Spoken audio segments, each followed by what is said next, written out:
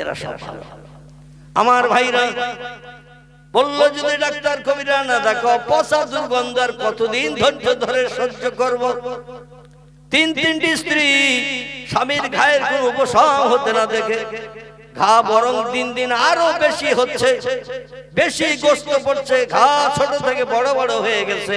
প্রতিদিন রাতের বেলা পুষ্টুস জমে যায়, দিনের বেলা আবার পরিষ্কার হয়, আবার রাত আসলে পুজ জমে যায়, আর ওই রকম পচা দুর্গন্ধ চলছে। তিনজন স্ত্রী বলল, চলো আমরা এখন যুক্তি করে নিল তিনজন, চলো বাপের বাড়ি যাই, ভবিষ্যতে যদি কোনোদিন খবর পাই আমাদের স্বামীর রোগ সেরে গেছে, আবার বাড়ি আসার চিন্তা ভাবনা নেব। কারণ উনি বাদশা, উনি পয়গম্বর, উনি বিরাট বড় ধনিক শ্রেণীর মানুষ, আল্লাহ কোটি কোটি টাকার মালিক করেছেন, বড় বিল্ডিং বালাখানা বানিয়েছেন। এতদিন তো সংসার জীবনে সুখে ছিলাম, এখন চরম বিপদ, এই বিপদে ধৈর্য ধরে আর কতদিন থাকবো? ধৈর্যের বাঁধ ভেঙে গেছে, চলো বাড়ি যাই, বাবার বাড়ি যাই, সেখানে দরকার হয় পরিশ্রম করে আমরা জীবনের ক্ষুধা নিবৃত্তির ব্যবস্থা করব, কাজকর্ম করব। এইভাবে স্বামীর ঘরে থেকে পচা দুর্গন্ধ সহ্য করা সম্ভব হবে না। তিনজন স্ত্রী যুক্তি করে একের পর এক স্বামীর ঘর ছেড়ে বাবার বাড়ি চলে গেছেন। আর চারজনের ভিতরে একজন স্ত্রী ছিল, তার নাম আল্লাহ কোরআনে কোট করে দিয়েছেন, তার নাম হলো হযরতে রহিমা। কি নাম? হযরতে রহিমা তার নাম। ইনি বললেন, তিনজন স্ত্রী চলে গেছে, স্বামী উঠতে পারে না, বসতে পারে না, এখন ধরা লাগে, লাঠি লাগে, এত জয়ী হয়ে গেছে। পচা দুর্গন্ধ, ঘা পাশা, রক্ত, ঘা পরিষ্কার করতে হয়। আর আমিও যদি চলে যাই, স্বামীর পাশে থাকবে কে? সেবা যত্ন করবে কে? দুঃখ দুর্দশার ভাগিদার কে হবে? তিনজন তো চলে গেল, আমি এখন একা আছি। হযরত রহিমা বললেন, স্বামী যতদিন হায়াতে বেঁচে থাকবে আমি স্বামীর পাশ থেকে সরব না। জোরে বলুন একটু সুবহানাল্লাহ। তার আদর্শ চরিত্র ব্যবহারে আল্লাহ এত খুশি হয়ে গেছেন, পবিত্র কোরআনের ভিতরে আল্লাহ তার জীবনী কোট করে দিয়েছেন। কোরআনে কারো জীবনী আসুক, এটা চারটেখানি ব্যাপার নাকি? আল্লাহ কোরআনে যার সম্পর্কে ভালো সার্টিফিকেট দিয়েছেন, এই ভালো সার্টিফিকেট যে কোনো মানুষের পক্ষে পাওয়া কি সম্ভব নাকি? সম্ভব নয়। এই রহিমা স্বামীর পাশে থেকে গেল, তিনজন স্ত্রী বিদায় নিয়ে বাপের বাড়ি চলে গেল। লোকজন মারফত খবর নেয় আমার স্বামী এখন কেমন আছে। যাদের কাছে খবর নেয়, স্বামীর এলাকা থেকে ঘুরে যায়, তারা বলে পূর্বে যা ছিল তার থেকে রোগ আরো বেশি। ওরা বলল, তার নিশ্চিন্তে বাপের বাড়ি থাকে। আমার ভাইরা, এইভাবে কিছুদিন অতিবাহিত হওয়ার পরে রহিমার সেবা যত্ন করছেন দুষ্ট স্বামীকে। বিপদের সময় যে পাশে দাঁড়ায় সেই তো প্রকৃত বন্ধু। সুখের বন্ধু অনেক পাওয়া যায়, সুখের দিনের বন্ধু অনেক পাওয়া যায়, কিন্তু দুঃখের দিনে, বিপদের দিনে যে পাশে দাঁড়ায় সেই তো হলো প্রকৃত বন্ধু। রহিমা বলল, স্বামী ছাড়বো না, স্বামী যত সময় হায়াত আল্লাহ রেখেছে স্বামীর পাশে থেকে সেবা যত্ন করব। কারণ হাসরের মাঠে কোটি কোটি মানুষ যখন দাঁড়িয়ে যাবে আল্লাহর দরবারে আমি অপমানিত হতে পারবো না। চিল্লাই বলুন একটু সুবহানাল্লাহ, নারে তাকবীর। হযরতে পয়গম্বর নবীর গায়ের পচা দুর্গন্ধ ঘা হাওয়ার মাধ্যম দিয়ে এত ছড়িয়ে গেল, রাস্তা দিয়েও লোকজন আর যেতে পারে না। তার রাস্তার বাড়ির সামনে দিয়ে ভক করে গন্ধ লাগে, আর এত বিকট গন্ধ, নাক চাপলেও তবু হাওয়ার মাধ্যম দিয়ে কাপড়ের ভিতর দিয়ে পচা দুর্গন্ধ যায়। এলাকার মানুষ পয়গম্বরের বাড়ি দল বেঁধে আসলো। দল বেঁধে এসে বলল, পয়গম্বর, আমরা একটা জিনিস আপনার কাছে জানতে এসেছি, বলতে এসেছি, যদি অনুমতি দেন তাহলে বলি। পয়গম্বর বলে, নাম ইয়া আখি ইয়া আইয়ুহার রাজুল, এ লোক সকল, জনসকল, কি উদ্দেশ্য নিয়ে এসেছে বলো। আমার কাজ হলো জনগণের মুখে হাসি ফুটানো, বিপদে পাশে দাঁড়ানো, সাহায্য সহযোগিতা করা, গরিব এতিম মিসকিনদের খাদ্য দান করা, তাদের ক্ষুধা নিবৃত্তি করা, এটা হলো পয়গম্বরদের কাজ। কি উদ্দেশ্যে আমার কাছে এসেছো? বলে, হয় আপনি দেশে থাকেন, আমরা ঘর বাড়ি ছেড়ে বিবি বাচ্চা নিয়ে অন্য দেশে চলে যাই, অন্যথায় আপনি চলে যান, আমরা বিবি বাচ্চা নিয়ে দেশে সুস্থভাবে বাস করি। দুটোর যে কোনো একটা পথ অবলম্বন করার জন্য আপনার কাছে অনুরোধ করতে এসেছি। হয় আপনি চলে যান, আমরা বিবি বাচ্চা নিয়ে যেখানে বাস করছি সেখানে বাস করি, অন্যথায় আমরা চলে যাই, আপনি পচা দেহ নিয়ে ঘরে থাকেন, আমাদের নাকি আর দুর্গন্ধ লাগবে না। পয়গম্বর বলেন কুমি আঁখি, ও ভাইরা একটুখানি দাঁড়াও, আমাকে একটু চিন্তা করতে দাও, আমাকে একটু চিন্তা করতে দাও। পয়গম্বর আইয়ুব নবী মাথা নিচু করে একটু চিন্তা করে বললেন, আমার একার জন্য তোমরা সমস্ত পাড়া প্রতিবাসী দেশবাসী পচা দুর্গন্ধ সহ্য করতে পারছো না, তাই আমার কাছে রিপোর্ট করতে এসেছো। আমার একার জন্য তোমরা সবাই বিপদে থাকো, আমি ওটা পছন্দ করি না, বরং আমি যদি একা চলে যাই তোমরা সবাই দেশে সুস্থভাবে বাস করতে পারবে। একটু চেপে আসে, একটু চেপে আসে, সবাই সুস্থভাবে বাস করতে পারবে। তাই করি, আমি চলে যাচ্ছি জঙ্গলে, যাতে আমার গায়ের পচা দুর্গন্ধ ঘা পোষা গন্ধ তোমাদের নাকে না লাগে, তোমরা বিবি বাচ্চা নিয়ে দেশে সুস্থভাবে বসবাস করো। পয়গম্বর করলেন কি, কিছু কাপড় চোপড় পুটলি করে নিয়ে কাঁধে ঝুলিয়ে নিয়ে পচা দুর্গন্ধ লাগা এই অবস্থায় তিনি ঘর থেকে বেরিয়ে পড়লেন। রাজবাড়ি ছেড়ে দিয়ে, বিশাল বড় এরিয়ার রাজবাড়ি ছেড়ে দিয়ে চলে গেলেন। স্ত্রীরা চলে গেল, বাচ্চা কাচ্চা যা ছিল তাদেরও সঙ্গে করে নিয়ে চলে গেল। হযরত রহিমা বলছেন, আইনা তাযহাব ইয়া জাওজি, ও প্রাণের স্বামী, এতদিন ঘরে বসবাস করেছেন, সেবা যত্ন যথেষ্ট পরিমাণে করার চেষ্টা করেছে, এরপরে হঠাৎ করে লোটা কম্বল নিয়ে আইনা তাযহাব, যাচ্ছেন কোথায়? আই বললেন, এলাল হাসার ইয়া জাওজাতি, এলাল হাসার, আমি যাচ্ছি ঝোপঝাড় জঙ্গলে, যেখানে হিংস্র জন্তু ছাড়া কোনো মানুষ বাস করে না, যেখানে কোনো মানুষ বাস করে না, হিংস্র জীবজন্তু ছাড়া, সেইখানে চলে যাচ্ছে যাতে আমার গায়ের গোশত পচা দুর্গন্ধ ঘা পাছড়ার গন্ধ মানুষের নাকে না লাগে। এই জন্য দেশের জনগণকে সুবিধা দেওয়ার জন্য, সুখী বসবাস করার জন্য এই চিন্তা ভাবনা আমি নিয়েছি। আমার একার জন্য সবাই ঘর বাড়ি ছেড়ে চলে যাবে, ওটা আমি পয়গম্বর পছন্দ করি না, তাই আমি চলে যাচ্ছি, সবাই সুখী সমৃদ্ধিশালী জীবন গঠন করে বসবাস করুক। স্ত্রী বলছেন, প্রাণের স্বামী, এই দুস্থ রোগগ্রস্ত যারা জীর্ণ দেখো, ভালো খেতেও পারেন না, এই প্রাণের স্বামী আপনি চলে যাচ্ছেন জঙ্গলে, আপনার দেখভাল করবে কে? বলে, তিনটি স্ত্রী তো আমার এই অবস্থা থেকে চলে গেছে, তুমিও গেলেও যেতে পারো, কিংবা এই রাজবাড়িতে থাকলেও থাকতে পারো, আমি কাউকে কিছু বলবো না, কারণ আল্লাহ কি পরীক্ষা আমারে নিচ্ছে তা আমি জানি না। স্ত্রী বলেন, আপনি যাবেন যেখানে, আমাকেও পাবেন সেখানে। জোরে বলুন একটু সুবহান। আপনি যাবেন যেখানে, আমাকেও পাবেন সেখানে, কারণ যেখানে যাবেন নির্জন জায়গায়, যেখানে লোকজন বাস করে না, পচা দুর্গন্ধ তাদের নাকে না লাগে, এই জন্য সেখানে আপনার ট্রিটমেন্ট করবে কে, দেখাশোনা করবে কে? এই জন্য আমি যদি আপনার সঙ্গী না হই, হাসরের মাঠে আল্লাহর দরবারে মুখ দেখাতে পারবো না। আল্লাহ কোরআনে জানিয়েছেন, আর রিজালু কাওয়ামুনা আলান নিসা, ও দুনিয়ার মেয়েরা, স্বামীদেরকে তোমাদের হাকিম করে পাঠিয়ে দিয়েছে, হাকিমের উপরে যেন হুকুম জারি করবে না, তোমার স্বামীকে অখুশি করবে না, স্বামীর সম্পর্কে বাজে মন্তব্য করবে না, তার মনে কষ্ট দিয়ে দেবে না। আল্লাহ বলছেন, ওয়াতার রাজুল ইমরাতাহু, দুনিয়ার পুরুষেরা যখন মেয়েদের বাধ্যবাধকতা হয়ে যাবে, হাল্লা বিহাল বালা, আল্লাহর আসমানি গজব তখন তসবির দানার ন্যায় পৃথিবীতে টপ টপ করে পড়বে। ছেলেরা যখন মেয়েদের বশ্যতা স্বীকার করবে, মেয়েরা যা বলবে তাই শুনবে, মেয়েদের নেতৃত্ব ছাড়া সংসারে আর পুরুষের নেতৃত্ব চলবে না। অপেক্ষা করো আল্লাহর আসমানি গজবের জন্য। জোরে বলুন একটু নাউজুবিল্লাহ।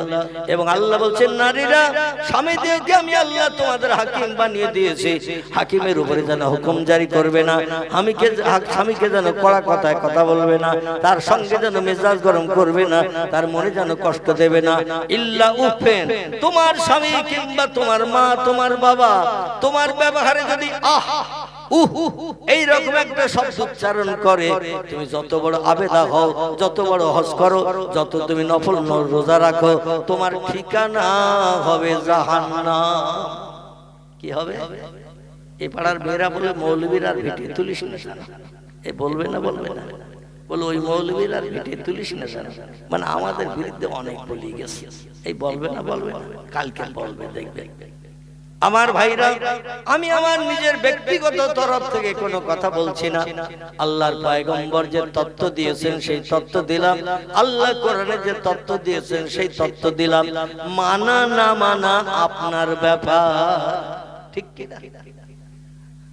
হযরত রহিমা স্বামীর সঙ্গে বহুদূর জঙ্গলে চলে গেলেন, সিরিয়ার দেশে বহুদূর জঙ্গলে চলে গেলেন, যেখানে হিংস্র জীবজন্তু ছাড়া কিছুই বাস করে না। একটা কথা টুক করে একটু বলে নেই, সেটি হলো এই, আল্লাহ প্রেমিক যারা হয়, ওয়াইন মিন শাইইন ইল্লা ইউসাব্বিহু বিহামদিহি, আল্লাহ কোরআনে তত্ত্ব কোট করে দিয়ে দিয়েছেন।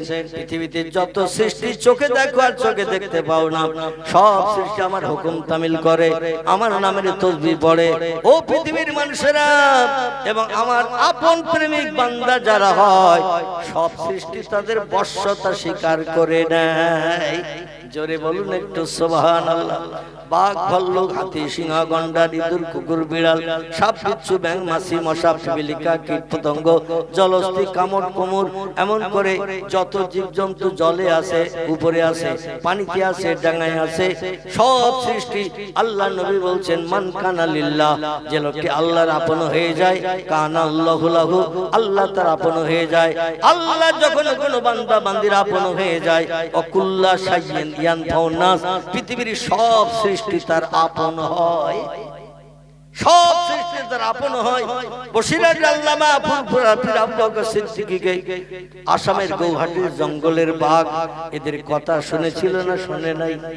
আমাদের বসিরহাটের জমিন আস্তানা রোডে আল্লাহ একজন ওলি ব্যক্তি কবরস্থ হয়ে আছে, নাম তার হযরত শাহ আলী রাহমাতুল্লাহ আলাইহি, বাদামতলা বিশালীহাটা, দেখবেন ওখানে একজন আল্লাহর ওলি কবরস্থ আছে, সারা জীবন বাঘের পিঠে চেপে চেপে বেরিয়েছেন। এখন আপনি আমি যদি সুন্দরবনের জঙ্গল দেখতে যাই, আর হলুদ কালো ডোরা কাটা 10 হাত লম্বা 8 হাত লম্বা একটা বাঘ সামনে যদি এসে বলে, আর বাঘের ডেকে যদি বলি বাঘ, জঙ্গলে গাড়ি ঘোড়া চলে না, পায়ে হেঁটে হেঁটে পা ব্যথা হয়ে গেছে, ভটভটি লঞ্চ সেই নদীর ধারে গ্যারাপিন করা রয়েছে, একটু পিঠে তুলে নিয়ে ভটভটির কাছে পৌঁছে দে, বাঘ বলবে কাছের দিকে আয়।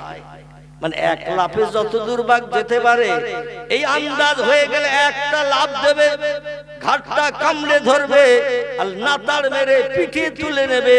তবে ভটভটি যেদিকে আছে ওদিকে যাবে না, যেদিকে ঘন জঙ্গল বন আছে, হেতালি বাগান টাগান আছে, ওই দিকে নিয়ে যে গাছের গাড়ি দুটো তিনটে আষাঢ় মেরে বলবে, এ মৌলবি ঠান্ডা হ। বলবে না? বলবে অন্তত 8 দিনের চিন্তা দূর হলো, 80 কেজি মাল পেয়ে গেছি, আশেবার যে ঘুরবো আর 5 কেজি 7 কেজি করে খাবো, 8-10 দিনের চিন্তা দূর হলো। কথাটা ঠিক বললাম না ভুল বললাম? আমাদের কথা কি বাঘ শুনবে? শুনবে না, ভল্লুক শুনবে না, সিংহ শুনবে না। আমার ভাইরা সুযোগ পেলেই সদ্ব্যবহার করবে, কারণ আমরা আল্লাহর আপন হতে পারি নাই, তা একটা মশাও পর্যন্ত আমাদের দাম দেয় না। ঠিক বললাম না ভুল বললাম? লাইলন নেটের মশারি টানিয়ে শুই মশার কামড়ের হাত থেকে বাঁচার জন্য, কিন্তু যে মশারির দরজা নাই, জানালা নাই, বিছানার তলায় গুঁজে দেওয়া হয়েছে তলার পশানটা, তবু রাত 1টার দিকে কানের পাশে দমদম এয়ারপোর্টের মতো আওয়াজ দিচ্ছে। দেয় না হো করে কানের পাশে আওয়াজ দিচ্ছে। এ বলে ঢুকলি কোথা থেকে? বলে যেখানে একটু জায়গা পেয়েছি সেখান থেকে ঢুকেছি, কারণ আল্লাহ আমাদের জানিয়ে দিয়েছে আমার নাফরমান বান্দা রাতের বেলা ঘুমাচ্ছে, অ্যাকশন কর। কিন্তু ফুরফুরার পীর আবু বকর সিদ্দিকী 22 বছর ধরে ধনপতার জবের ভিতরে ফুরফুরা শরীফ থেকে পশ্চিম দিকে যেতে জাঙ্গিপাড়া কথায় কথায় এসে গেছে, তাই বলছি ফুরফুরা থেকে 1-1.5 কিলোমিটারের মতো রাস্তা জাঙ্গিপাড়ার দিকে যেতে, জাঙ্গিপাড়া যে ফুরফুরা থানা ওই সামনের দিকে যেতে এক জায়গা আছে, জায়গাটির নাম হলো ধনপতা। বর্তমানে সেখানে ইটভাটা তৈরি হয়েছে, আগে ছিল ঝোপঝাড় জঙ্গল, দিনের বেলা কোনো মানুষ একা রাস্তা পাস করতো না, হিংস্র জীব জন্তুর ভয়ে। এখন সেসব ঝোপ জঙ্গল আর নাই, ইট ভাটা তৈরি হয়েছে গোটা 2 এর মতো। আমার ভাইরা, যেখানে আব্বাস সিদ্দিকী একটা বিশাল জনসেবামূলক প্রতিষ্ঠান তৈরি করার চিন্তা ভাবনা নিয়েছিলেন, তো বর্তমানে কাজ বন্ধ রয়েছে। আমি যেটা বলতে চাইছিলাম, ওইখান দিয়ে কোনো মানুষ দিনের বেলাও পাস করতে ভয় পেত। 2-5 লোক না হলে রাস্তা পাস করতো না। দুই দিকে ঝোপঝাড় জঙ্গল ছিল, হিংস্র জীবজন্তু বাস করত। এখান থেকে 100 বছর আগের কথা, ওই জঙ্গলের ভিতরে রাতের বেলা আল্লাহর নামের জপ জিকির করেছেন আবু বকর সিদ্দিক আল কুরাইশি একটানা 22 বছর। ক বছর? একটানা 22 বছর বিবি বাচ্চার মায়ে ফেলে ছেড়ে সংসার ধর্ম পরিত্যাগ করে রাতের বেলা আল্লাহরই খুশি করার জন্য নিভৃতে গভীর রাত্রে ওই জঙ্গলের ভিতরে বসে বসে আল্লাহর ইবাদত করে আল্লাহকে আপন বানিয়েছেন। এই জন্য বাঘ পর্যন্ত তার বশ হয়েছে, জঙ্গলে জন্তু পর্যন্ত বশ হয়েছে। আল্লাহর কাছে যখন যেটা চেয়েছেন আল্লাহ না দিয়ে পারেন নাই। আর আমরা তো বিপদে পড়লে মেম্বার আছে, প্রধান আছে, এমএলএ আছে, ডাক্তার আছে, মাস্টার আছে, কত বন্ধু আছে, তাদের কাছে হাত পাতলে কিছু না কিছু সাহায্য পাওয়া যাবে। আল্লাহ বলেন দুনিয়ার মানুষের সাহায্য সীমিত কিছু সময়ের জন্য, আমার সাহায্য হলো চিরকাল। জোরে বলুন একটু সুবহান। হযরত রহিমা চিন্তা নিলেন, স্বামীকে নিয়ে গহীন জঙ্গলে এসেছি, এখানে তো খাবার দাবার কিছু নাই, স্বামীকে না খাইয়ে রাখলে তো দুদিনে পটল তুলবে, দুদিনে তো মারা যাবে না খেয়ে অনাহারা। এই অসুস্থ রোগগ্রস্ত মানুষ কি করি? স্বামীকে ডেকে বললেন, ইয়া যাও যে এই প্রাণের স্বামী জঙ্গল পছন্দ করেছেন, গায়ের পচা দুর্গন্ধ লোকের নাকে না লাগার জন্য। এখন আমাদের তো ক্ষুধা নিবৃত্তি করতে হবে, বেঁচে থাকতে হবে, আল্লাহর রহমত কবে হয় অপেক্ষা করতে হবে। এই জন্য তো আপনি জঙ্গলে এসেছেন, এখন আল্লাহ কবে দয়া করবেন, মুখে হাসি ফুটাবেন জানি না। এখন আপনি দিনের বেলা জঙ্গলের ভিতরে থাকুন, আমি একটু এই এলাকার লোকালয়ের দিকে যাই, যে কিছু খাবারের ব্যবস্থা করে নিয়ে আসি। খুব সংক্ষেপ কথা, হযরত রহিমা স্বামীকে জঙ্গলের ভিতরে ঘা পাশা রক্তপুষগুলো পরিষ্কার করে দিয়ে স্বামীকে একটু সুস্থ করে জঙ্গলের ভিতরে রেখে লোকালয়ে চলে এসেছেন। জঙ্গলের ভিতর দিয়ে ভেদ করে আমার ভাইরা লোকালয়ে এসে বড় ধনীর বাড়িতে ঝিয়ের কাজ করে, রাঁধুনির কাজ করে, ধোপার কাজ করে, ঝাড়ঝুট দেয়, বারান্দা ঘর উঠান কাটান ঝাড়ঝুট দেয়, জামা কাপড় পরিষ্কার করে দেয়। এর বিনিময়ে বাড়িওয়ালারা পছন্দ করে যতটুকু খাবার দেয়, ওই খাবার নিয়ে আবার সন্ধ্যার পরে জঙ্গলে ফিরে আসে। সারাদিন লোকের বাড়ি কাজ করে যা কিছু খাবার পায়, ওই খাবার নিয়ে জঙ্গলে চলে আসে একটু পানি নিয়ে আর ওই খাবার নিয়ে। স্বামী সারাদিন অনাহারা, সন্ধ্যার পরে জঙ্গলে ফিরবো, স্বামীরে খাওয়াবো, স্বামীর উচ্ছিষ্ট যদি কিছু থাকে সকালের জন্য বাড়তি রেখে স্বামীকে খাইয়ে তো লোকের বাড়ি কাজে যেতে হবে। সকালবেলা কিছু নাস্তা করিয়ে টিফিন করিয়ে এই টিফিনের জন্য কিছু খাবার সকালের জন্য রেখে বাড়তি যদি থাকে নিজে খায়, যেদিন বাড়তি থাকে না সেদিন পানি পান করে রোজা রেখে যায়। জোরে বলুন সুবহানাল্লাহ। আর রহিমার আদর্শ চরিত্র আখলাক এত ভালো, এলাকার মানুষরা বলে আমাদের বাড়িতে কাজ করেন, আরেকজন ডেকে বলে আমাদের বাড়িতে কাজ করেন, আপনার কাজকর্ম পরিষ্কার পরিচ্ছন্ন, আপনার আচার ব্যবহার খুব ভালো। কারণ বিশেষ করে একজন পয়গম্বরের স্ত্রী, এজন্য তার চরিত্র তো ভালো হওয়া স্বাভাবিক। ইবলিস শয়তানের পছন্দ হলো না রহিমা লোকের বাড়ি ঝিয়ের কাজ করে, কাজের বিনিময়ে যে খাদ্য পায় সেগুলো নিয়ে জঙ্গলে চলে এসে স্বামীর সারাদিনের পিপাসার পানি পান করায়, খাদ্য জানে সেগুলো খাওয়ায়, আবার সকালবেলার জন্য কিছু বাড়তি রেখে যদি বাড়তি আরো কিছু থাকে সেগুলো রহিমা খায়। অন্যথা আল্লাহর জামন্দির জন্য নফল রোজা রেখে দিনের পরে দিন কাটায়। ইবলিস শয়তানের ওটা পছন্দ হলো না। শয়তান ইবলিস একদিন মানুষের চেহারা নিয়ে ওই লোকালয়ে যাদের বাড়িতে রহিমা কাজ করে তাদের বাড়িতে যেয়ে বলছে, শোনো ওই মেয়েটার চরিত্র খারাপ, ও মেয়েটা খারাপ মানুষ, ওর চরিত্র খারাপ, তোমাদের বাড়িতে দৈনন্দিন কাজ করলে তোমাদের চরিত্র খারাপ হয়ে যাবে। কারণ খারাপ চরিত্রওয়ালা, খারাপ আদর্শওয়ালা মানুষ বাড়িতে না থাকা ভালো। ও চোর যেমন তেমন ওর চরিত্র খারাপ, ওর আচার ব্যবহার খারাপ, ও পরকিয়া নাউজুবিল্লাহ, জীবন যৌবন বিক্রি করে দিয়ে এমন করে অর্থ উপার্জন করে থাকে, মানুষের কাছে কুযুক্তি দিল ওকে যেন খবরদার কাজে নিয়ে না, ও দেশ থেকে চলে এসেছে, মানুষের মারধর করে তাড়িয়ে দিয়েছে, তাই খারাপ চরিত্র হওয়ার কারণে তোমরা খবরদার যেন কাজে নিয়ে না। যুবক মানুষের রূপ নিয়ে ইবলিস শয়তান এই তত্ত্ব দিয়ে আসলো লোকালয়ের মানুষের কাছে। রহিমা পরের দিন কাজে চলে গেছে, কোন ব্যক্তি তার ডেকে আর কাজে নেয় না। অন্যদিন আসলেই বলে আমার বাড়ির কাজ করো, বলে আমার বাড়ির কাজ করো, আর সেদিন আর কেউ কাজে নেয় না। রহিমা বলে কি বিপদ হলো, কি অসুবিধা হলো? কাজ না হলে তোমার স্বামীর খাওয়া হবে না, সারাদিন জঙ্গলের ভিতরে অনাহারা উপোস রয়েছে, সন্ধ্যাবেলা খাবার নিয়ে দৈনন্দিন খাওয়াই অসুস্থ ব্যক্তি। হযরত রহিমা ব্যাপার কিছু বুঝতে পারে না, বলে কিসে কি হলো, কেউ তো খাবার নিতে কাজ দিতে চায় না, আর কাজ না করলে তো খাবার দেয় না। সারাদিন ঘুরে ঘুরে কেউ যখন কাজে নিল না, রহিমা সন্ধ্যাবেলা মনে বড় দুঃখ নিয়ে কষ্ট নিয়ে মুখ মলিন করে চিন্তা ভাবনা করতে করতে জঙ্গলে চলে আসে। রাতের বেলা স্বামীর পাশে না থাকলে আমার স্বামী দুশ্চিন্তায় পড়বে, সারাদিন তো স্বামীকে জঙ্গলে ছেড়ে এসেছি। হযরত রহিমা মুখ কালো করে চিন্তা ভাবনা করতে করতে জঙ্গলের দিকেই আসে, আর এই শয়তান একটা যুবক মানুষের চেহারা ধারণ করে ওই রাস্তার ধারে চুপ করে বসে রয়েছে। ইবলিস শয়তান রাস্তার ধারে চুপ করে বসে আছে। রহিমা যে শয়তানকে পাস করে এগিয়ে আসছে, স্বামীর কাছে আসবেন এই চিন্তা ভাবনা নিয়ে। লোকটা বলছেন, কুম ইয়া আইয়ুহান নিসা, ও আগন্তুক নারী, একটুখানি কি দাঁড়াবে? বলে কি ব্যাপার ভাই, আমাকে দাঁড়াতে বলছো? বলে আমি বিশেষ অসুবিধার মাঝখানে দুশ্চিন্তায় পড়েছি, তাই বসে আছি। বলে কি অসুবিধা বলো? বলে তোমার মাথার ওই ঢেউ খেলানো চুলগুলো আমার নজরে খুব পছন্দ। কিছু মেয়েদের মাথার চুল দেখবেন ঢেউ খেলানোর মতো, বেঁকা বেঁকা বেঁকা বেঁকা। হযরত রহিমার মাথার চুল ছিল ঢেউ খেলানোর মতো, দেখতে খুব সুন্দর। বলে তোমার এই মাথার চুলে আমি বড় আকৃষ্ট হয়েছি, এই জন্য আমি একটা প্রস্তাব দেব।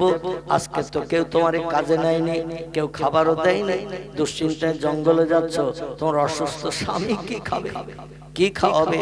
আর অসুস্থ মানুষ না খাওয়ালে তো তোমার স্বামী হঠাৎ করে হয়তো অনাহার হয়ে মৃত্যুবরণ করবে। রহিমা বলছে না আমি আঁখি, তত্ত্বটা বাস্তব, তাই চিন্তা করতে করতে জঙ্গলের দিকে যাচ্ছি। বলে একটা কাজ করলে তোমার স্বামী অনাহারের হাত থেকে বেঁচে যাবে, কিছু খাবার পাবে। বলে ভাই তুমি বলো না কি কাজ করতে হবে? বলে তোমার মাথার চুল আমার খুব পছন্দ, এই মাথার চুল যদি একটু কেটে দাও আমার কাছে বিক্রি করো, তার বিনিময়ে কিছু পয়সা আমি দিতে পারি, আর এই পয়সা নিয়ে বাজারে যে হোটেলে যে কিছু খাবার কিনে নিয়ে তোমার স্বামীরে খাওয়াতে পারো। রহিমার মগজের চিন্তাটা তত্ত্বটা খুব ভালো লাগলো। তত্ত্বটা ভালো লাগার কারণে বললেন ভাই সুন্দর উপদেশ দিয়েছেন, কিন্তু আমি একটু চিন্তা ভাবনা করি, মাথার চুল কেটে দিয়ে আমি পয়সা নিয়ে স্বামীর খাবার নিয়ে যেতে অসুবিধা হবে কিনা। একটু চিন্তা ভাবনা করে বলছেন, ইয়া আখি, ও ভাই তুমি যে তত্ত্ব দিয়েছো আমার স্বামীর ক্ষুধা নিবৃত্তির জন্য, আমার পক্ষে এই তত্ত্ব বাস্তবে রূপদান করা সম্ভব হবে না। বলে কিসে কি হলো? বলে আমার স্বামী অসুস্থ মানুষ, একা একা উঠতে পারে না, একা একা দাঁড়িয়ে থাকলে বসতে পারে না, আমার মাথার চুল ধরে আস্তে আস্তে ওঠে, আবার মাথার চুল ধরে আস্তে আস্তে বসে। আরে মাথার চুল কেটে যদি তোমার কাছে বিক্রি করে দিই, স্বামী আর ধরার কিছু পাবে না, উঠতে বসতে পারবে না, সারা দেহ ঘাপাসনায় ভর্তি, শরীর জরাজীর্ণ হয়ে গেছে। এই মাথার চুল বিক্রি করে খাবার নিলে আমার স্বামীর উঠতে বসতে অসুবিধা হবে, আমি চুল বিক্রি করব না। ইবলিস শয়তান যুক্তি দিয়ে বলছে চুল কেটে নিলে ও তো 2-4 দিনের পরে আবার লম্বা হয়ে যাবে, একই রকম তো থাকবে না। 2-4 দিন একটু কষ্ট করে স্বামীকে ওঠা বসা করালে 2-4 দিনের ভিতরেই চুল লম্বা হয়ে যাবে। লম্বা যখন হবে তখন তোমার মাথার চুল ধরে তোমার স্বামী আবার ওঠা বসা করতে পারবে। রহিমা বললেন সাদ্দাক্তা ইয়া আখি, সত্যি তোমার মগজে জ্ঞান আছে, যে তত্ত্ব দিয়েছো তত্ত্বটা আমার কাছে বিবেচিত হয়েছে। তাহলে এক কাজ করো, আমার মাথার চুল কিছুটা কেটে নাও, কিছুটা রাখো, যাতে আবার বেড়ে যে লম্বা হয়ে আমার স্বামীর উপকারে কাজে লাগে। ইবলিস শয়তান মাথার চুল অল্প রেখে বাকিটা সব কেটে নিয়েছেন, ঢেউ খেলানো দর্শনীয় চুল। এই চুল কেটে নিয়ে রহিমারে পয়সা দিলেন, কিছু পয়সা নিয়ে রহিমা আবার বাজারের দিকে চলে গেলেন। এলাকায় যেখানে বাজার ছিল, হোটেল টোটেল ছিল, সেইখানে চলে গিয়েছেন। ওইখানে চলে গিয়ে কিছু খাবার নিলেন, পানি নিলেন, নিয়ে জঙ্গলে আসছেন। আসতে একটু লেট হয়ে গেছে। প্রতিদিন যে সময় সন্ধ্যার পরে জঙ্গলে ফেরেন, আজকে সেই সময় আসতে পারেননি, একটু লেট হয়ে গেছে। কারণ আবার ফিরে গেছেন বাজারে, আবার খাবার কিনে নিয়ে ফিরে আসছে জঙ্গলে, এই জন্য সময় লেট হয়েছে। আর এই লেটের ভিতরে ইবলিস শয়তান আইয়ুব নবীর কাছে চলে গেছেন একটা মানুষের চেহারা নিয়ে। বলে, ও পয়গম্বর, তোমার দোয়া দাবি আল্লাহর কাছে কেন কবুল হয় না? রোগ কেন সারে না? তুমি কি জানো? পয়গম্বর বলছে, লা ইয়া আখি, আমি তো তা জানি না। তোমার স্ত্রী প্রতিদিন লোকালয় থেকে যে খাবার আনে, ও খাবারগুলো সব লোকের হাঁড়ি মেরে চুরি করে নিয়ে আসে। লোকের হাড়ি মেরে চুরি করে খাবারগুলো নিয়ে আসে, আর সেই খাবার তোমারে খাওয়ায়। আরে হারাম খাওয়ার কারণে আল্লাহ তোমার ইবাদত বندگی কবুল করে না, দোয়া দাবি কবুল করে না। তাই দীর্ঘদিন তুমি অসুস্থ হয়ে জঙ্গলে পতিত আছো। হারাম খাবার খেলে আল্লাহ ইবাদত কবুল করবে না, দোয়া দাবিও কবুল করবে না। তোমার স্ত্রী খাবারগুলো কোথা থেকে কিভাবে নিয়ে আসে তুমি তো কোনদিন যেয়ে দেখো না। স্ত্রী যেটা বলে তুমি সেইটা বিশ্বাস করো, কিন্তু তোমার স্ত্রী চুরি করে করে খাবার নিয়ে আসে। প্রতিদিন চুরি করে করে আনার কারণে আজকের বাড়িওয়ালারা সতর্ক ছিল, যে হাড়ি মেরে খাবার চুরি করে আনতে গেল, বাড়িওয়ালারা ধরে ফেলেছে।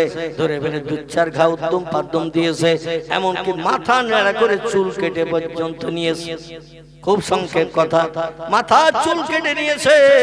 চুল কেটে তোমার স্ত্রী চুল লম্বা চুল ছোট করে দিয়েছে। এই পয়গম্বর বলে, আমার স্ত্রী জঙ্গলে না ফেরা পর্যন্ত তোমার কথা বিশ্বাস করতে পারছি না। আর আমার স্ত্রী এইরকম ধরনের কাজ করবে, ওটা কোনোদিন আমি বিশ্বাস করতে পারি না। বলে, একটু পরে তোমার স্ত্রী আসবে। মারধর করে বেঁধে রেখেছিল, তারপর উদ্যম পাদ্যম ঘা কত কষিয়ে দিয়েছে।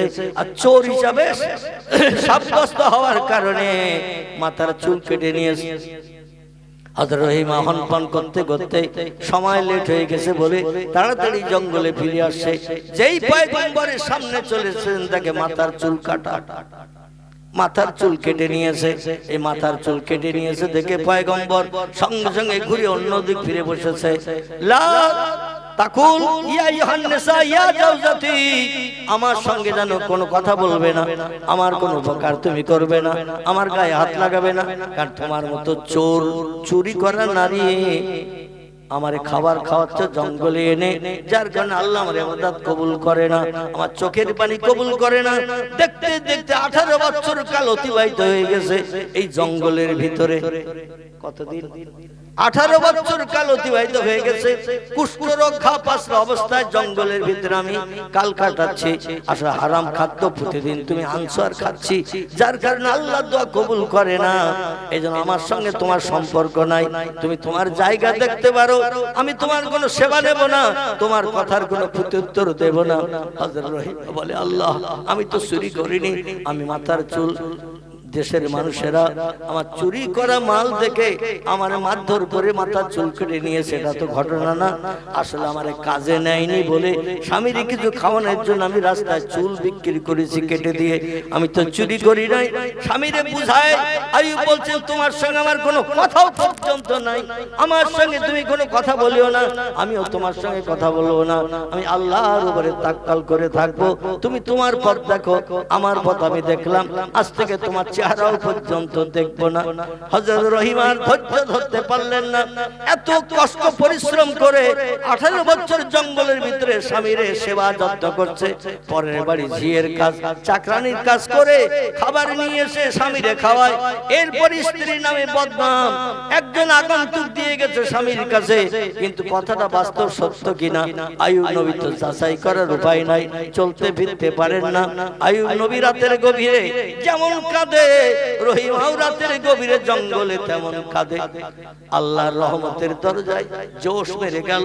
গভীর রাত্রে আল্লাহ ইলহাম পাঠিয়ে দিলেন, ইয়া আইয়ুব কুম কুম ইয়া আইয়ুহান নবী, ও ও আমার পয়গম্বর আইয়ুব রে, তুমি একটু ওই যেখানে বসে বসে জঙ্গলের ভিতরে আমার কাছে দোয়াদানি করছো, আমার কাছে সাহায্য চাইছো, ওইখানে তুমি একটু দাঁড়িয়ে যাও। তোমার চোখের পানি, তোমার বিবির চোখের পানি আমি আল্লাহর সহ্য করতে পারছি না। কারণ ফালিয়া দাহাকু কালিলাও ওয়ালিয়াবকু কাসীরা, আল্লাহ বলেন দুটো কাজ যদি কম বেশি করতে পারো আমারে তাড়াতাড়ি আপন বানিয়ে নিতে পারবে। একটি হলো হাসি তামাশা পৃথিবীতে কম কম করে করিও, ওয়ালিয়াবকু কাসীরা, আর আমার কাছে চোখের পানি একটু বেশি বেশি করে ফেলিও। যারা হাসবে কম কাঁদবে বেশি, আমার আপন বানাতে সুবিধা পাবে তারা তত তাড়াতাড়ি বেশি। জোরে বলুন একটা সুবহানাল্লাহ। স্বামী স্ত্রী দুইজন কাঁদছে, কারোর সঙ্গে কারো সম্পর্ক নাই, এমন কান্না কাঁদছে আল্লাহর রহমতের দরিয়ায় জোশ মেরে গেল।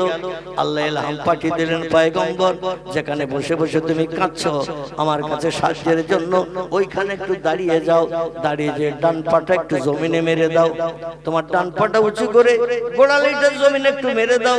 পয়গম্বর বলেন, আল্লাহ দেহের এমন কোন জায়গা নাই যেখানে কুষ্ঠ রোগগ্রস্তে পচে যে ঘা হয় নাই, সব জায়গায় সব জায়গায় ব্যথা। আল্লাহ আমি জমিনে পা মারলে তো রক্ত ফিনকি ধরে ছুটবে, দগদগে ঘা। আল্লাহ বলছে তোমার জোর করে মারতে হবে না, তুমি একটু জমিনে সইয়ে দাও তোমার ডান পায়ের গোড়ালিটা, বাকি কাজ আমি আল্লাহ আমার। পয়গম্বর বলছেন, আল্লাহ তাই যদি হয় আমি একটু স্পর্শ করে দিলে হবে? আল্লাহ বলেন, না আমি আব্দি অবশ্যই হবে। একটু ডান পাটা উঁচু করে গোড়ালিটা জমিনে দিয়ে লাগিয়ে দিলেন, সঙ্গে সঙ্গে জমিন ফেটে বক বক করে পানি বার হয়ে হওয়া শুরু হয়ে গেল। জোরে বলুন সুবহানাল্লাহ। পৃথিবীতে চারটি কুয়ার পানি কিয়ামত পর্যন্ত শুকাবে না। একটি হলো মরিয়ম আলাইহিস সালাম জঙ্গলে যেখানে সন্তান প্রসব করেছিলেন, ওইখানে পিপাসায় কাতর হয়েছিলেন। ঈসা নবীর জন্মের পরে আল্লাহর কাছে পানি চেয়েছিলেন, আল্লাহ আমি সন্তান প্রসব করে বড় পিপাসার্ত হয়েছি। আল্লাহ বলেন, যেখানে সন্তান কোলে করে নিয়ে বসে আছো ওইখানে বসা অবস্থায় ডান পাটা উঁচু করে গোড়ালিটা জমিনে লাগাও। আল্লাহ পাকের বান্দি হযরতে মরিয়ম ঈসা নবীর মা পা উঁচু করে গোড়ালিটা লাগালো, সঙ্গে সঙ্গে আল্লাহ পানি জারি করে দিলেন। সেখানে একটা কুয়া হয়ে গেছে, কিয়ামত পর্যন্ত কুয়ার পানি শুকাবে না। জোরে বলুন সুবহানাল্লাহ। আরেকটি কুয়া আছে মিশর এবং সিরিয়ার দেশে, সেই কুয়াটির নাম হলো ইউসুফ নবীকে তার ভাইরা যে কুয়ার ভিতরে ফেলে দিয়েছিল প্রাণ নাশের জন্য। আল্লাহর ফেরেশতা জিবরিল কলা গাছের ভেলার মতো তলায় একটু সাহারা দিয়ে দিয়েছিলেন। ইউসুফ নবীকে টেনে তুলে ওই পানির উপরে বসিয়ে রেখেছিলেন। ব্যবসায়ীরা দড়ি ফেলে দিয়ে পানি তুলতে যে ইউসুফ নবীকে টেনে তুলেছিলেন। আল্লাহ জিবরিল আমিনের আগমনের কারণে এই কুয়াটা রহমতি কুয়া বানিয়েছেন, কিয়ামত পর্যন্ত কুয়ার পানি শুকাবে না। জোরে বলুন একটু সুবহানাল্লাহ। আমার ভাইরা, আরেকটা কুয়া আছে এই পয়গম্বর আইয়ুব নবী যেখানে জঙ্গলের ভিতরে গোড়ালি মেরেছিলেন, সেখানে সঙ্গে সঙ্গে জমিন ফেটে পানি বার হলো, কিয়ামত পর্যন্ত এই কুয়ার পানি শুকাবে না। আরেকটা কুয়া আছে মক্কা মুকাররমার কাবা শরীফের চাতলে, যে কুয়াটির নাম হলো জমজম। কি নাম? জমজম। জমজম কুয়া বর্তমানে 70,000 গ্যালন লিটার করে পানি দৈনন্দিন এই কুয়া থেকে উঠানো হয়, কিন্তু কুয়ার পানি 1 ইঞ্চি কম হয় না, 1 ইঞ্চি বাড়ে না। ওয়াটার লেভেল সব সময় একই রকম সমান। জোরে বলুন একটু সুবহানাল্লাহ। যেই বকবক করে জমিন ফেটে পানি উঠতে শুরু করে দিল, পয়গম্বর বলে, আল্লাহ এই পানি কোথায় ছিল ওই জঙ্গলের ভিতরে? আল্লাহ বলেন, আমার রহমতি পানি। আইয়ুব নবী বলছেন, আল্লাহ 18 বছর ধরে জঙ্গলে সারাদিন পিপাসায় থাকে, স্ত্রী লোকালয়ে কাজ করতে যায়, সন্ধ্যার পরে এই জঙ্গলে ফেরে, তত সময় পর্যন্ত পানি পাই না। আর এই জঙ্গলে যেখানে বসে আছি এইখানে তুমি এত পানি বার করছো বকবক করে, আল্লাহ আমার 18 বছর কেন পিপাসায় রেখেছিলে? এই পানি আগে একটু যদি দিতে আমি পিপাসা থেকে নিষ্কৃতি পেতাম, অন্তত পিপাসার পানি পান করে আমি একটু সুস্থ সবলতা অর্জন করতাম। সেই স্ত্রী কখন ফিরবে তত সময় পর্যন্ত আমাকে পিপাসায় থাকতে হতো, এখন কেন তুমি পানি দিচ্ছ? আল্লাহ বলেন, পয়গম্বর এই পানি তোমার পিপাসা নিবৃত্তির জন্য পানি নয়, এই পানি হলো তোমার রোগ মুক্তির পানি। এই যে পানি বার করছে তোমার গোড়ালির স্পর্শে, এ পানি তোমার পিপাসা নিবৃত্তির পানি নয়, এ পানি হলো তোমার রোগ মুক্তির পানি। ও পয়গম্বর আয়ুব, ওই পানি দুই হাত দিয়ে এজলো কেটে তুলে নাও, নিয়ে তোমার মাথার উপরে দাও। তবে সাবধান থাকবে, দেহের কোন জায়গা যেন ওই পানিতে ভিজতে বাকি না থাকে। যেখানে পানি লাগবে না সেখানকার রোগ মরণের দিন পর্যন্ত সারবে না। টোটাল বডিটা ওই পানি দিয়ে ভিজিয়ে দাও।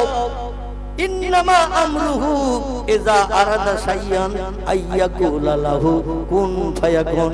আমি এমন একজন স্রষ্টা, এমন একজন মালিক, এমন একজন প্রভু, আমি তোমাদের যখন কোন বিষয় কোন হুকুম করি, ইযা আরাদা শাইয়ান, কোন কিছু তৈরি করার পরিকল্পনা ইচ্ছা প্রকাশ করি, আইয়াকুলা লাহু, আমার জবান দিয়ে শুধু একটু বলি কুন হ ফায়াকুন, সঙ্গে সঙ্গে সেটা হয়ে যায়। আমার কোনো কিছু বানাতে তৈরি করতে 1 সেকেন্ডের বেশি 2 সেকেন্ড সময় কোনদিন লাগেনি, ভবিষ্যতেও লাগবে না। তুমি শুধু পানি দিলে তোমার মাথায় ঢেলে দাও, সারা দেহটা ভিজিয়ে নাও। 1 মুহূর্তের ভিতরে 18 বছরে কুষ্ঠ রোগ, খাপাসা, ছোঁয়াচে রোগ, যেটা কোন ওষুধ পাত্রের জীবনে সারত না, 1 মুহূর্তের ভিতরে সারিয়ে দিয়ে তোমার বাদ সাহিত্য ফিরিয়ে দেব। বিবিরা যারা বাপের বাড়ি গেছে তারাও তোমার সুস্থতা দেখে খবর পেয়ে ফিরে আসবে। বাচ্চা কাচ্চা যারা দূরদেশে চলে গেছে তারাও ফিরে আসবে। পয়গম্বরী আবার দেব, বাদশাহিত্য দেব, যা হারিয়ে গেছে তার থেকে বেশি দিয়ে দুনিয়া আবার রাজিত্ব করার তৌফিক দিলাম। জোরে বলুন একটু সুবহানাল্লাহ। দীর্ঘদিন ধৈর্য ধারণ করে আমার রহমতের জন্য অপেক্ষায় ছিলে ও বান্দা, সেই রহমত তোমার জন্য দান করে পরীক্ষায় তোমারে ফার্স্ট ক্লাস ফার্স্ট বানালাম। যতদিন এখনো যদি রাখি তাও তুমি ধৈর্য ধরে থাকবে, আমি বুঝতে পেরেছি। এইজন্য আর তোমাকে কুষ্ঠ রোগ খাপাসায় রাখবো না, তোমার সুস্থ মানুষ বানিয়ে দিলাম। আর একটু জোরে বলে আল্লাহ কোরআনে এই জন্য এনাদের জীবনী কোট করেছেন, ওই রকম ধৈর্য ধরো, ওই রকম সবর করো, তাদের মতো আমল করো, দুনিয়ায় তোমরাও আমি আল্লাহ আমার সাহায্য পাবে। না আল্লাহ মারা গেছে? এ কথা আল্লাহ মারা গেছে নাকি? তাহলে আল্লাহ এখন আছে তো নাকি? যদি থাকে তখন যেমন শক্তি ছিল আল্লাহ, এখন তেমন শক্তি আছে, ভবিষ্যতে তেমন শক্তি থাকবে। আমরা পয়গম্বরদের জীবনী থেকে দৃষ্টিক্ষেপ করে, ওলিদের জীবনী থেকে দৃষ্টিক্ষেপ করে আমরা যেন আদর্শ চরিত্র গঠন করতে পারি। সকলে বলুন আমিন। সকলে দাঁড়িয়ে যান, সোনার মদিনা নবীর দরবারে একটু প্রাণ ঢালা সালাম পাঠ করে নেই। ইয়া নবী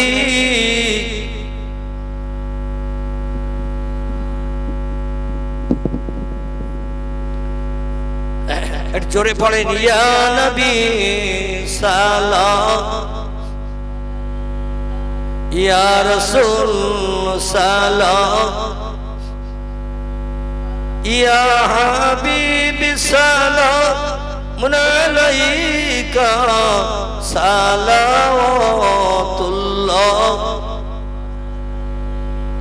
নবীজির আব্বা আব্দুল্লাহ, রাসূলুল্লাহ আম্মা আমিনা, হাবিবের দুধমা হালিমা, দয়ার নবীর রওজা মদিনা।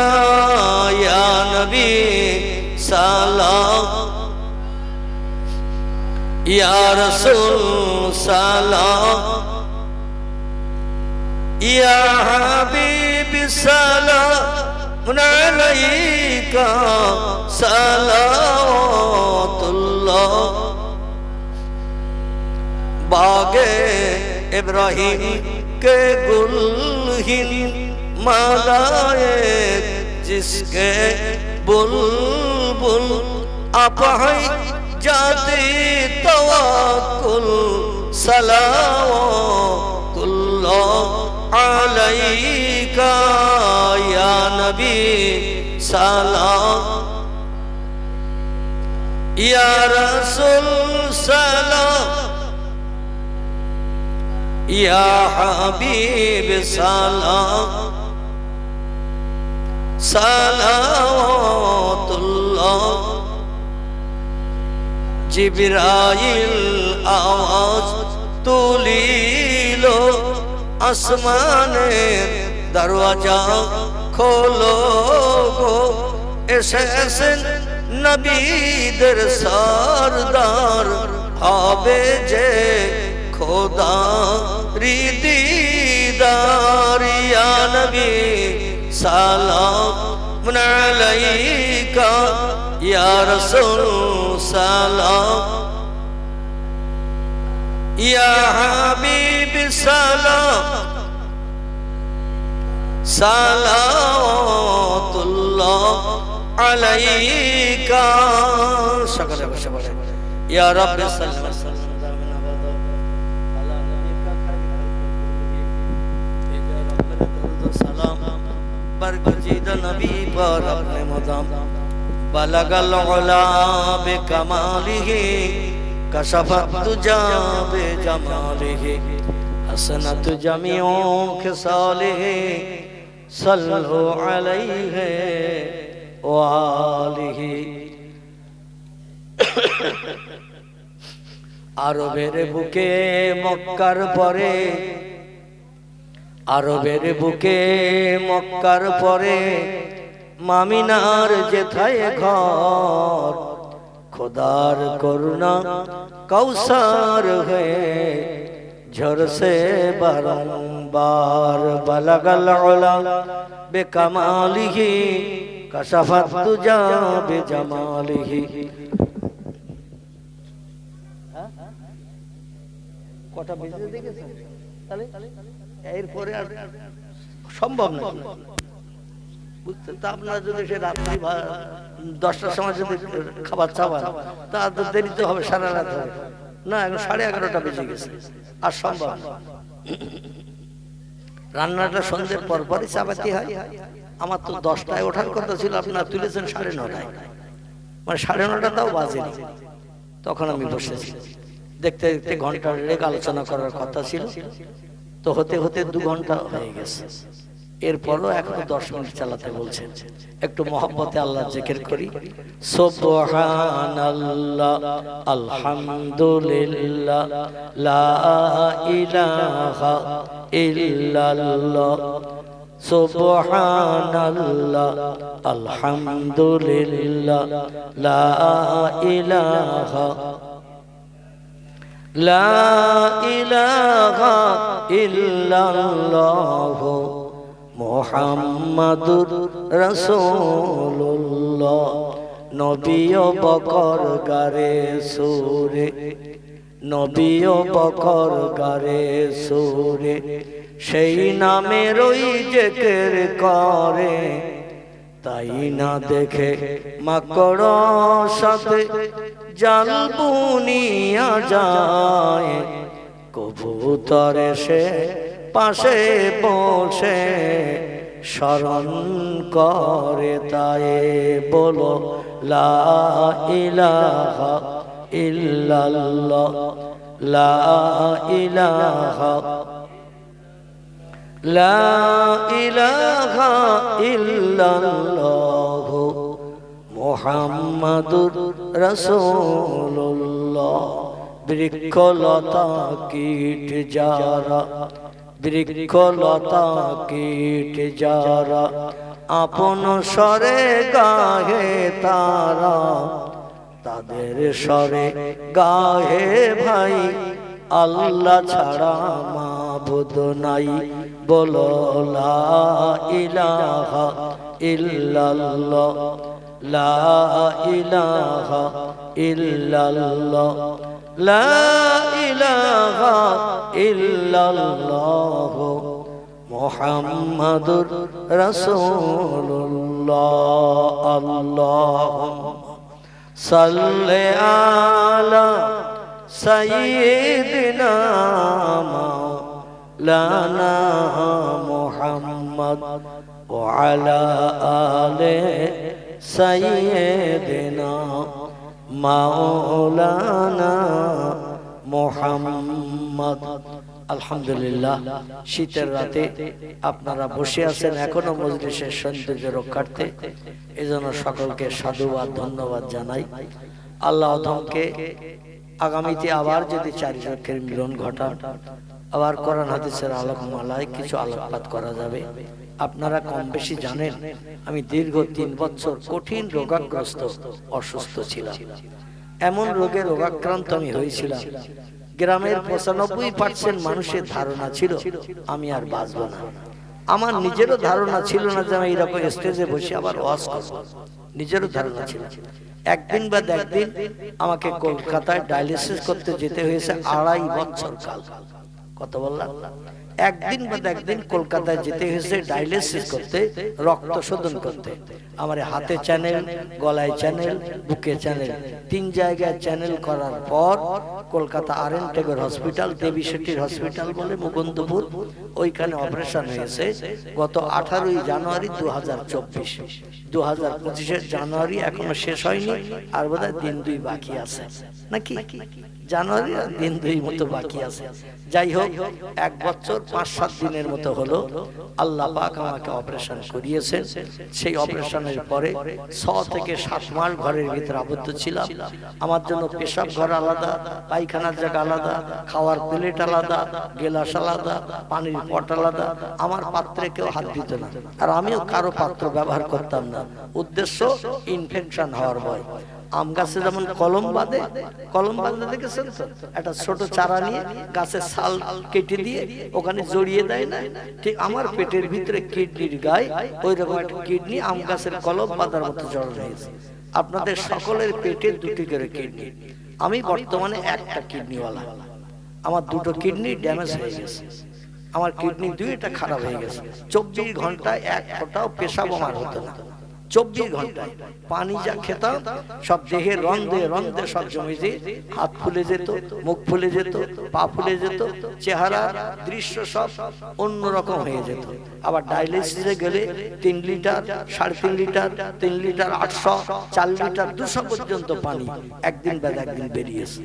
মানে মেশিনের মাধ্যম দিয়ে রক্তগুলো আলাদা করা, পানিগুলো আলাদা করে বার করে দেওয়া, এটাই ছিল মেশিনের কাজ। আর এই ডায়ালিসিস না করলে মানুষের শ্বাসকষ্ট রাতের বেলা হয়। দিনের বেলা ডায়ালিসিস ওলারা কিছু বুঝতে পারে না যে যত রাত বাড়ে তত দম বন্ধ হয়ে যায়, শ্বাসকষ্ট হয়ে যায়। এই শ্বাসকষ্ট থেকে নিষ্কৃতির জন্য ডায়ালিসিস করতে হয়। 2.5 বছর ডায়ালিসিস করতে হয়েছে। প্রতিদিন 3000 করে টাকা দিতে গেছে হসপিটালে।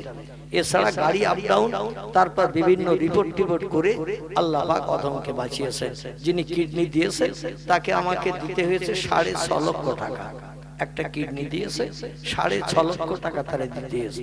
অপারেশনের জন্য 11,60,000 টাকা জমা দিয়ে একদিন আগে ভর্তি হতে হয়েছে। তারপরে ডায়ালিসিস করতে আমার 16 লক্ষের মতো টাকা খরচ হয়েছে 2.5 বছর।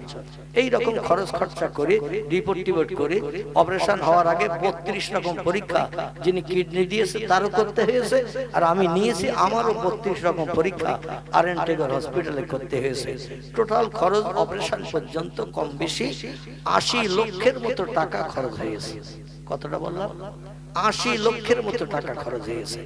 এই এতটা খরচ করার পরে 3 বছর কঠিন অসুস্থতার ভিতরে রেখে আল্লাহ পাক অধমকে আবার স্টেজে বসিয়েছেন। আমি যেটা বুঝেছি, ক্ষুদ্র আলেম হিসেবে যেটা বুঝেছি সেটি হলো আপনাদের মতো আমার কিছু ভক্ত মানুষ আছে যারা আমার ওয়াজের ক্যাসেট না শুনে ঘুমায় না। আমার ওয়াজের ক্যাসেট না শুনে যারা রাতের বেলা ঘুমায় না। এই গত 3 দিন আমি গিয়েছিলাম জয়নগর, ওখানে একটা জলসা করতে। তো 20 কিলোমিটার দূর থেকে মোটরসাইকেলে রাতের বেলা দুজন এসেছে মহিষমারি থেকে। এসে বলছে, হুজুর আপনার ওয়াজ, আমরা এই 2 ভাই 2 বালিশে মাদ্রাসা শিক্ষকতা করি, আর 2 ভাইয়ের বালিশের মাঝখানে আপনার ক্যাসেট ছেড়ে দিয়ে ওয়াজ শুনতে শুনতে ঘুমোই। আপনার ওয়াজ না শুনলে আমাদের ঘুম লাগে না। আমি বললাম, শুধু ওয়াজ শোনো? আমার হুজুর আমরা কেঁদে কেঁদে আপনার জন্য দোয়া করি। এইরকম দোয়া বহু ভক্ত অনুরক্ত চোখের পানি আল্লাহ কবুল করে কঠিন অসুস্থ থেকে অধমকে মুক্তি দিয়েছে। অন্যথায় বাঁচার কোনো লাইন ছিল না। আল্লাহ বলছেন, কাঁদো বেশি হাসো কম। যে হাসবে কম কাঁদবে বেশি, আমি আল্লাহ তাদের দোয়া দাবি ফিরাই না। জোরে বলুন সুবহানাল্লাহ। আল্লাহ যদি আপনাদের কোনো কঠিন রোগে, বিপদে, বেমারিতে, অসুস্থতায় রাখেন, রাত্র দ্বীপ্রহরের পর থেকে নিয়ে ফজরের আজান ধ্বনির আগ সময় পর্যন্ত, এই সময়টা হলো বিশ্রামের সময়, দেহের ক্লান্তি দূর করার সময়। এই সময়টা ঘুমকে হারাম করে বিবি বাচ্চার মায়া ছেড়ে শান্তির সজ্জা বিছানায় লাথি মেরে যারা যায় নামাজে দাঁড়িয়ে 4 রাকাত মতান্তরে 8 রাকাত তাহাজ্জুদের নামাজ আদায় করে দু চোখের কোণা দিয়ে মাছের মাথার ন্যায় 2 ফোঁটা পানি যদি চোখের কোণা দিয়ে বার করে এই নাকের ডগা পর্যন্ত আনতে পারে, পয়গম্বর মুহাম্মদ রাসূলুল্লাহ বলছেন আল্লাহ তাদের দাবি বিফলে দেন না। জোরে বলুন সুবহানাল্লাহ। আমার ভাইরা, সেই চোখের পানি আল্লাহ কবুল করে কঠিন রোগ, দুনিয়ায় 2টি বড় রোগ, একটি রোগের নাম ক্যান্সার, আপনারা কম বেশি জানেন, পেটের ভিতরে ঘা হয়, ঘা, একে ইংরেজিতে ক্যান্সার বলে, বাংলায় বলে পেটের ভিতরে ইনফেকশন হয়ে ঘা হয়। এই ঘা সারে না, কেমো দিলেও সারে না, অপারেশন করলেও সারে না, আবার 2-4 বছর পরে আবার ওখানে কেটে ওঠে ঘা। ক্যান্সার রোগী বৃদ্ধ বয়স পর্যন্ত অপারেশন করে সুস্থ আজ পর্যন্ত হতে পারেনি, 2-4 বছর ভালো থাকে, আবার রোগ কেটে ওঠে। যাই হোক, আর এই কিডনি রোগাক্রান্ত রোগী, এই কিডনি যখন অকেজো হয়ে যায়, পানি আর পেশাব করতে পারে না, এমনি এমনি তার মরণ হয়ে যায়। যাই হোক আমার ভাইরা, আমি আপনাদের কাছে অনুরোধ রাখছি, একটু রাতের বেলা ঘুমকে হারাম করবেন, বিবি বাচ্চার মায়া ছাড়বেন, শান্তির সজ্জা বিছানা পরিত্যাগ করে আল্লাহর দরবারে একটু দাঁড়াবেন। হাদিস শরীফে আছে সিয়ামুন নাহার ওয়া কিয়ামুল লাইল, তোমরা দিনের বেলা না খেয়ে অনাহারা থেকে রোজা রাখো, আর রাতের বেলা দাঁড়িয়ে দাঁড়িয়ে নামাজ পড়ো। এই 2টি ইবাদত আল্লাহর কাছে সবথেকে বেশি প্রিয়। জোরে বলুন সুবহানাল্লাহ। একটা হলো নফল রোজা, সিয়ামুন নাহার, রাতের বেলা নফল, দিনের বেলা নফল রোজা, ও কিয়ামুল লাইল, রাতের বেলা ঘুমকে হারাম করে দাঁড়িয়ে নামাজ পড়া। এই নামাজটির নাম হলো তাহাজ্জুদ। এই নামাজ আপনারা 4 রাকাত মতান্তরে 8 রাকাত নামাজ পড়ে আল্লাহর কাছে যা চাইবেন আল্লাহ মনোবাঞ্ছা পূর্ণ করবে। মেম্বার ডাকতে হবে না, প্রধানের কাছে দরখাস্ত দিতে হবে না, এমএলএ এর খোঁজ নিতে হবে না, ডাক্তার মাস্টার কারো কাছে যেতে হবে না, আল্লাহ শেফায়ে কুল্লিয়া দান করবেন। সকলে বলুন আমিন। আসুন আমরা দোয়ার দিকে এগিয়ে যাব। সকলে বিসমিল্লাহ সহ আলহামদু শরীফ, সূরা ফাতিহা 3 বার, সূরা ইখলাস, কুল আল্লাহ শরীফ 5 বার, কয়েকবার একটু দরুদ শরীফ পড়ে নেন। বিসমিল্লাহির রহমানির রহিম, আলহামদুলিল্লাহ রাব্বিল আলামিন, মালিক ইয়াউমিদ্দিন, ইহদিনাস সিরাতাল মুস্তাকিম। এক কথা, আচ্ছা, বিসমিল্লাহির রহমানির রহিম, বিসমিল্লাহির রহমানির রহিম, ইহদিনাস সিরাতাল মুস্তাকিম, বিসমিল্লাহির রহমানির রহিম, قل هو الله بسم الله الرحمن الرحيم الله الله اللهم صل على سيدنا محمد اللهم صل على سيدنا محمد اللهم صل على سيدنا যে যেখানে আছেন অধমের সঙ্গে দুখানা করে হাত আল্লাহর দরবারে একটু উঠান। আল্লাহুম্মা আমিন। রব্বানা আতিনা ফিদ দুনিয়া হাসানা ওয়া ফিল আখিরাতি হাসানা ওয়া কিনা আযাবান নার আদখিলনাল জান্নাতা মা'আল আবরার ইয়া আজিজু ইয়া গফফার ইয়া রাব্বাল আলামিন। রব্বিগফিরলি যুনুবি ওয়ারহাম ওয়া আনতাল গফুরুর রহিম। রব্বিগফিরলি যুনুবি ওয়ারহাম ওয়া আনতাল গফুরুর রহিম। রব্বিরহামহুমা কামা রব্বায়ানি সাগীরা। রব্বিরহামহুমা কামা রব্বায়ানি সাগীরা। আল্লাহুম্মা হাসিবনা হিসাবান ইয়াসীরা। আল্লাহুম্মা হাসিবনা হিসাবান ইয়াসীরা। আল্লাহুম্মা নাজাউতা মিনান নার। আল্লাহুম্মা কিনা আযাবান নার। আয় আল্লাহ, পবিত্র রজব মাসের শেষ লগ্নে ভিক্ষুক সেজে রাতের গভীরে দুটি করে হাত আমরা সকলে তুলেছি। কুদরতি নজরে বান্দা বান্দীদের দিকে ফিরে তাকান, রহমতের দরজায় মজলিস উপলক্ষে খুলে দিন, আমাদের খালি হাতগুলো মঞ্জুর করে নিন। আপনার খোশনদি রেজামন্দি লাভের আশায় কর্তৃপক্ষদের তরফ থেকে 1 খতমের অধিক কোরআন তেলাওয়াত হয়েছে। সন্ধ্যা থেকে নে পর্যন্ত কোরআনে পাক থেকে বিভিন্ন জাবানিতে ইজ্জতপূর্ণ আয়াত সূরা শরীফ তেলাওয়াত হয়েছে। আপনার হাবিবকে আমরা চোখে দেখি নাই, রাসূলের সঙ্গে মদিনার দেশে সাহাবীদের মতো ঘুরে বেড়াতে পারি নাই। প্রিয় নবীর কণ্ঠের বাণী কানে শুনে আমরা তো জীবন ধন্য করতে পারি নাই। রাসূলের মহব্বত, প্রেম, ভালোবাসা রক্ষার্থে এই মজলিসে বসে দাঁড়িয়ে দোয়া, দরুদ, মিলাদ, কিয়াম, সালাম আমরা পাঠ করেছি। আল্লাহ দয়া পরবশে যদি কিছু সাদকা দান করে, সর্বাগ্রে সোনার মদিনায় রাসূলের আরওয়াহ পাকে পৌঁছে দিন। तमाम खुलाफाए राशिदीन, साहाबाए किराम, आजाद मुताहिरीन, रसूलेर सकल आला औलादদের কবরে সাদকা পৌঁছে দিন। বাবা আদম হাওয়া থেকে নিয়ে ঈসা রুহুল্লাহ পর্যন্ত সকল নবী আম্বিয়া তাদের বিবিদের কবরে সওয়াব পৌঁছে দিন। আয় আল্লাহ, পিরানে পীর দস্তগীর মহিউদ্দিন আব্দুল কাদের জিলানী হুজুর থেকে নিয়ে এ সময় পর্যন্ত যত ওলিয়া উলিয়া, গাউস, কুতুব, নকিব, আবদাল, শহীদ, সুহাদা, হাজী, গাজী, সুফি, দরবেশ, ইমানদার মুমিন মুসলমান নরনারী অন্ধকার কবরে যারা কবরস্থ হয়ে আছে সকলের কবরে তোহফা পৌঁছে দিন। আপনার तमाम প্রেমিক প্রেমিকা, মাহবুব মাহবুবা, বান্দা বান্দীদের খাস রূহানি দর ওসিলা করে আল্লাহ জলসা কমিটি আমার যুবক ভাইরা অক্লান্ত পরিশ্রম করে হাড় ভাঙা খাটনি খেটে, কেউ অর্থ দিয়ে, কেউ কথা দিয়ে, কেউ জায়গা দিয়ে, কেউ শ্রম দিয়ে এই বেহেশতের বাগানের ইন্তজামে যারা সাহায্য করেছে সকলের সাহায্যকে কবুল করে নিন। আল্লাহ জলসা কমিটির ভিতরে কেউ আব্বাকে হারিয়েছে, কেউ আম্মাকে হারিয়েছে, কেউ উভয়কে হারিয়ে চিরে তিন বনে গেছে। দাদা দাদি, নানা নানি, খালা খালু, ফুফু ফুফি, আপনজন, আত্মীয় স্বজন, রক্তের সঙ্গে সম্পর্ক নিয়ে যারা নীরব নগরে আসামি বনে গেছে, জানি না কে কেমন হালাতে আছে।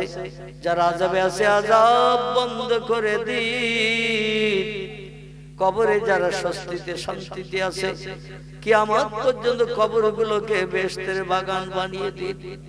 আয় আল্লাহ পাক, গ্রাম থেকে আসমানি বালা আসমানে উঠিয়ে দিন, জমিনের বালা জমিনের তলায় দাফন করে দিন।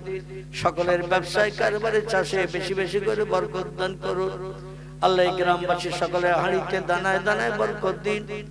এক অন্নভুক্ত বিবি বাচ্চা নিয়ে আগামী দিন সুখী সমৃদ্ধিশালী জীবন গঠন করে চলার তৌফিক দান করে দিন। হিংসুকদের হিংসা থেকে, নিন্দুকদের নিন্দা থেকে, মিথ্যুকদের মিথ্যা থেকে, অত্যাচারী কুমন্ত্রণাকারীদের কুমন্ত্রণা ধোঁকা থেকে সকল গ্রামবাসীকে আপনি মাহফুজ রাখুন। রব্বুল আলামিন, আমরা বিভিন্ন প্রান্ত থেকে মজলিসের সৌন্দর্য বৃদ্ধি করতে যারা হাজিরা দিয়েছি, কেহ বা বাপ হারা, কেহ বা মা হারা, কেহ বা দাদা হারা, কেহ বা দাদি হারা, আমাদের ভবিষ্যতের উন্নতির চিন্তা ভাবনা করতে যে কত নামাজ তারা কাজা করে ফেলেছে, আল্লাহ শরীয়তের কত খেলাফ কাজ করেছে, একমাত্র তাদের উদ্দেশ্য ছিল আমাদের ভবিষ্যৎ জীবনটা সুখের বানানোর জন্য।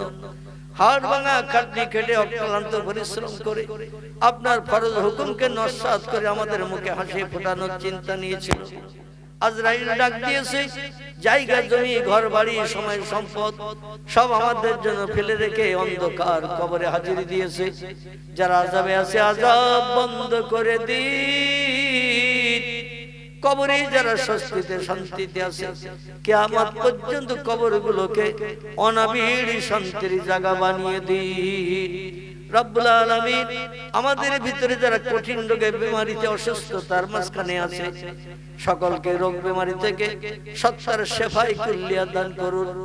বাড়ির মানুষের মগজের দুশ্চিন্তা দূর করে দিয়ে দিন, সুস্থভাবে জীবন বছর করে বসবাস করার তৌফিক দান করে দিন রব্বুল আলামিন। এই পৃথিবীর মোহমায়া ছেড়ে আমাদের সকলকে একদিন অন্ধকার কবরে নীরব নগরে হাজির হতে হবে। জানি না আজরাইল কবে আমাদের সামনে এসে দাঁড়াবে। সেদিন তো ভবলীলা সঙ্গ করে দেহ পিঞ্জরখানা অচল করে রেখে দিয়ে যাবে গো আল্লাহ। আমাদের মরণের দিনটি জুমার দিন, জুমার রাত কিংবা রমজান মাস নসিব করবেন। যদি তকদিরে না জোটে আল্লাহ, নবীজির ইন্তেকালের দিন সোমবার, আমাদের কাউকে যেন বঞ্চিত করবেন না আল্লাহ। মরণের সময় আপনার একাত্মবাদের ভাষা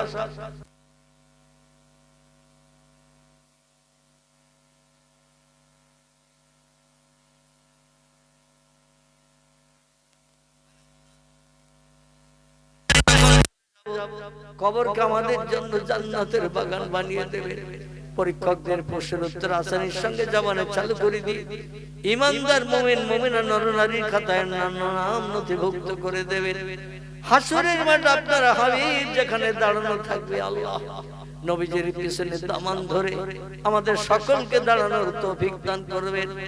আপনার হাবিব বিচারান্তে যে জান্নাতের অধিবাসী হবে, নবীজির পিছনে দামান ধরে সেই জান্নাতের অধিবাসী আমরা যেন বলতে পারি তৌফিক দান করবেন। আল্লাহু মিন্না নাজালুকা ফি দুহুরিহিম ওয়া নাউযু বিকা মিন শুরুরিহিম তাকাব্বাল মিন্না ইন্নাকা আনতাস সামিউল আলিম ওয়া তুব আলাইনা ইন্নাকা আনতাত তাওয়াবুর রহিম। সুবহানা রাব্বিকা রাব্বিল ইজ্জাতি আম্মা ইয়াসিফুন ওয়া সালামুন আলাল মুরসালিন ওয়াল হামদুলিল্লাহি রাব্বিল আলামিন।